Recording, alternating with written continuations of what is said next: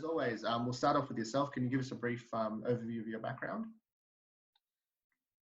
Yeah, well, I'm 42. I live in Melbourne. I am a full-time musician and part-time cricket footage collector. Yeah, I've mostly lived in Melbourne my whole life. Lived a bit in Queensland in the 80s. Definitely not liking the Melbourne cold, but we'll get past it. Went to school in Melbourne. Just got to year 12. After that, I started working as a musician straight away, which was good and exciting. And here we are today, 20-something years later. Nice. Look, as a cricketing fan, I've got to say I really appreciate all the stuff that you've done on YouTube, and it's kind of funny actually speaking to the person that's put in so many hours behind a lot of the quality stuff that I've spent way too long checking out over the years. But when did it all begin for you? With collecting cricket, well, it would have started in the early 80s. Right. When I was about 6 years old. Would have been the 82, 83 Ashes. It would just happen by mistake. It was just an accident, really. I mean, in Australia, VCRs, became relatively affordable by the early 80s. They were pretty much a premium item to have in the late 70s. And so we got ours around 82, 83. And it was an Aussie thing. Everyone's families would record movies off TV. Everyone had big bare chest collections in their lounge rooms. You always saw it at your mates' houses. So yeah, my dad would watch movies and stuff, and at the end of the movie, there would often be this old guy introducing cricket highlights, which is Richie Benno. Yeah. So I'd see the same highlights over and over again because my dad would watch the same movie over and over again. So then I started to actually want to watch the highlights of the cricket, and then after a bit of time, I thought, oh, maybe I should look up when these are actually on in the TV guide and record them myself because I want to see what happens next. Because it was just day 2 over and over again.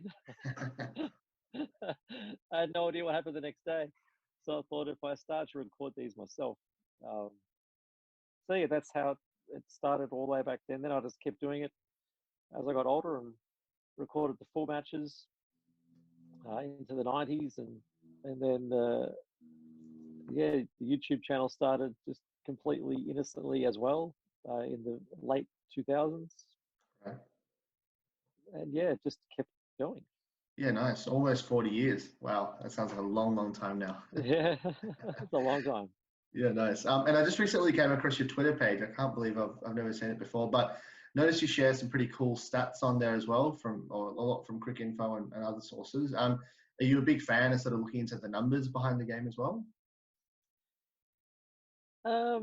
Not as much as others, but of course, stats and numbers are a huge part of all sport, and in cricket in particular, it's pretty nutty. But occasionally you think of looking up a stat that just hasn't been out there, that you haven't seen. So I'm sure heaps of us are going on to Cricinfo and got on to Stats Guru and just trying to manipulate the settings and tweaking it to see what sort of names come up, because there's the usual most wickets, most runs, most fourth innings tons, all this sort of stuff. But looking into it a bit deeper, you can find some really cool stuff. So, and it's really easy to use too. So you can find some really interesting things. And again, you get inspired by seeing other people put up, their own stats that they've managed to configure, and then you think, then your brain sort of just, goes around. And you think, oh, I wonder who does have the most wickets from overseas bowler in every Test country. And then you think, I've never seen that out there. So, yeah, and then you think, wow, then you're really surprised with the averages and the wickets and the names, and then so it's often a surprise. Again, one of those things that you have time to do because you're not thinking about anything else all day except for cricket and cricket stats, which is pretty funny. No, awesome. And just speaking of stats, I remember I just looked it up yesterday actually, but your YouTube channel. I don't know how to pronounce this, but I'm going to go with Robelinda2. Is that how We'll you take pronounce it. it? We'll take it. I have no idea, but that's Yeah, close enough. good enough for me. But yeah, I noticed you've got, I think it's almost 700,000 subscribers and over 700 million hours watched. Are there any other crazy numbers that you can rattle off about how popular the work has been? I haven't looked it up for a while, but at one point it was in the top 10 most watched channels in Australia, and it was in the top 30 most watched sport channels on YouTube worldwide. Wow. Okay. But I'm sure it's overtaken by now. But Well, what I was going to say, sorry to cut you off. I remember at one point your channel had to be renamed or had been taken down. So are these only numbers from a specific time? Like, did the channel run as a different site or entity before then? And could you the be a bit channel more popular started. than they're giving you credit for?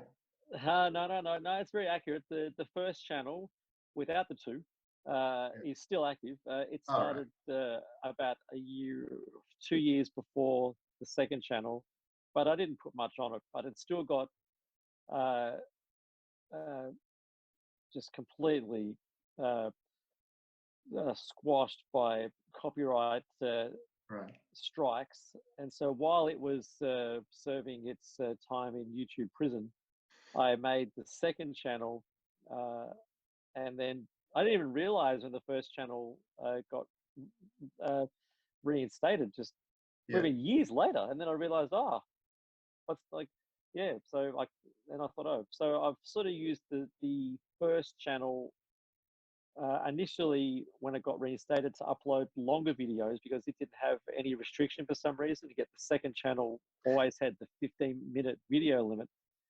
But I rarely use the original first one anymore.